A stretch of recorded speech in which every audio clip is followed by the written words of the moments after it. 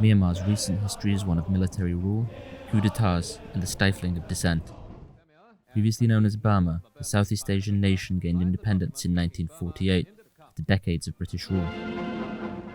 A brief democracy followed under the leadership of U Nu, who served as the country's first prime minister. The 1950s saw economic revival, but also widespread ethnic unrest, with minorities demanding more autonomy from the government. This was an important moment for Burma, because in 1958, General Ne Win, leader of the armed forces, was invited to serve as prime minister after the government failed to control the country's ethnic insurgencies. Democratic elections were held 2 years later, with former Prime Minister U Nu emerging victorious, but his reign of power was short-lived, and General Ne Win wrestled back control of the government in a 1962 coup. He swiftly imprisoned his political rival and set up a council consisting of members almost entirely drawn from the armed forces. The Burmese constitution was suspended, political opposition was banned, the press was silenced, and the country became cut off from the rest of the world. The military was in control, and would be for decades longer, overseeing Burma transform into one of the world's poorest countries, ravaged by food shortages, poverty, and corruption. In the summer of 1988, driven by economic desperation, pro-democracy demonstrations broke out in the streets of Rangoon, the old capital now known as Yangon. Long-ruling dictator General Ne Win had stepped down, but the military regime was still in power, and hope for those opposed to this was premature.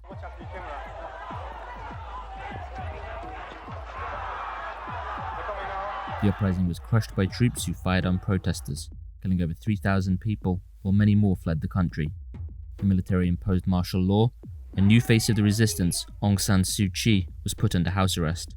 They allowed free elections to be held in 1990, and Suu Kyi's party won overwhelmingly, but the generals refused to hand over power and stayed at the helm of Myanmar's politics for over 20 years.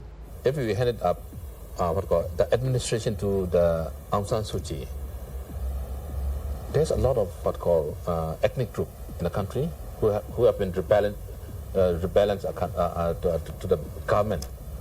We only can control for that, not to disintegrate a country like Bosnia, Yugoslavia. We don't want to happen a country like Bosnia. Our party work must increase in momentum. We need to do more. We need to have the right to do more.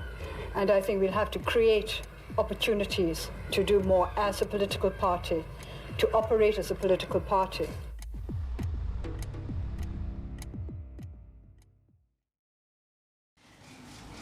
I'm proud to be the first American president to visit this spectacular country, and I am very pleased that one of my first stops is to visit with an icon of democracy who's inspired so many people, not just in this country, but all around the world. Yet a series of reforms beginning in 2011 saw the military allow Aung San Suu Kyi to leave house arrest and return to politics. The country opened up to the world. Ceasefires were agreed with various rebel groups. Peaceful protests were permitted. Private newspapers were established, and general elections were held on November 8, 2015. Aung San Suu Kyi's party won in a sweeping victory. Myanmar's military respected the results.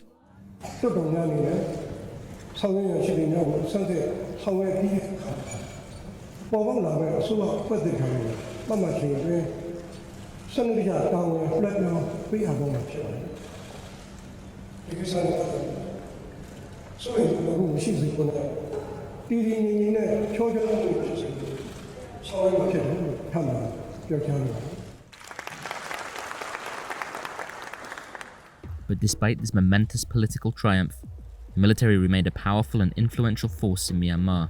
They held on to a quarter of the country's parliamentary seats and controlled key government bodies such as defense. They were widely criticized for a crackdown on the Muslim Rohingya minority in 2017, which caused hundreds of thousands to flee to neighbouring Bangladesh. But Suu Kyi herself, who had previously served 15 years under house arrest, famously described the generals in her cabinet as rather sweet, and she appeared to defend her country's offensive in Rakhine State.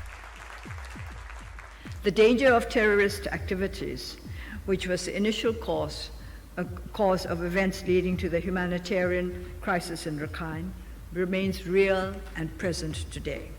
Unless this security challenge is addressed, the risk of intercommunal violence will remain. It is a threat that could have grave consequences, not just for Myanmar, but also for other countries in our region and beyond. Undeterred by international condemnation, Aung San Suu Kyi remained popular in Buddhist-majority Myanmar, and her National League for Democracy party won a landslide victory in the country's 2020 elections. But as the first session of parliament was due to start, Myanmar's military again took control of the country, arresting Aung San Suu Kyi and declaring a one-year state of emergency. Mobile data signals and social media websites were reportedly blocked, while troops were deployed to major cities. Citing unsubstantiated claims of mass voter fraud and charging Suu Kyi with possessing illegally imported walkie-talkies, the military said the seizure was necessary and legal. I think this is essentially the end of Aung San Suu Kyi's political career. And after all, I do think that's what the military want most. They do not trust her, they do not like her, and they do not want her to be part of the country's future. With future free elections again in doubt, a familiar feeling has gripped the streets of Yangon.